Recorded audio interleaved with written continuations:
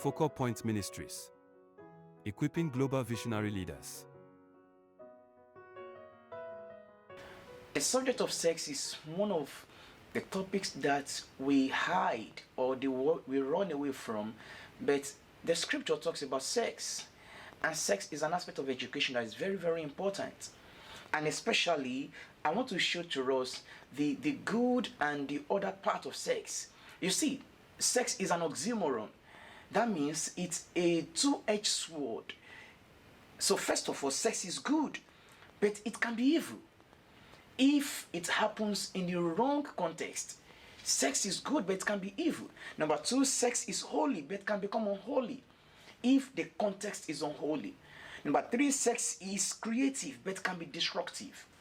Yes, sex is productive in nature. Sex is procreative in nature, but sex can ruin your destiny as well. Through sex, men come to life, and through sex, many have gone because they are not within the right exercise or the right avenue. And the fourth thing is that sex is full of pleasure. Full of pleasure. I mean, we all know that, full of pleasure, but it can also subject you to pressures.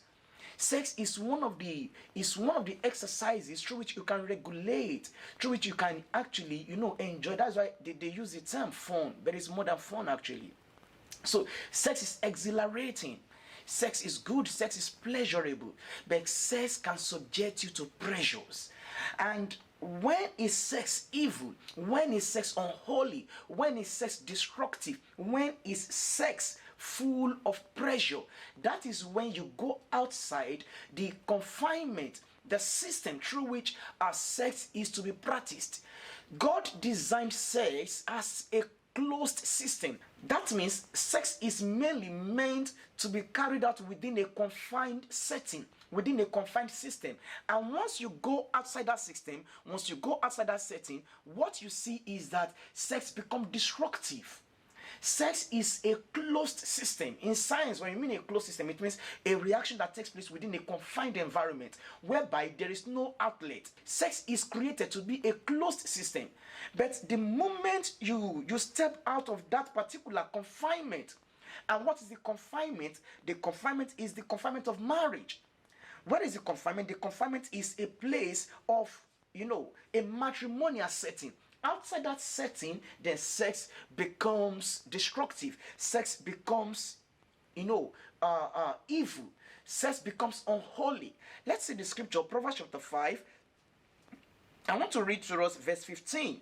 The scripture says, drink waters out of thy own cisterns and running waters out of thy own well. The water is talking about here is not talking about, the normal water. It's using an illustration. It's a metaphoric expression. Now let's go to verse 16, then you get what it's saying. Let thy fountains, your spring. It's still talking about water, running water, well, spring.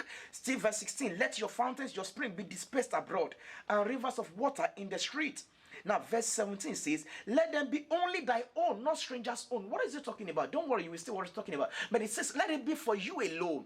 Where is that setting when it is meant for you alone? That means it is within a confinement, within a particular system. And where is that? Verse 18 says, let your fountain be blessed and rejoice with the wife of your youth, your wife. So it's telling you that it is only within the context of marriage that you are permitted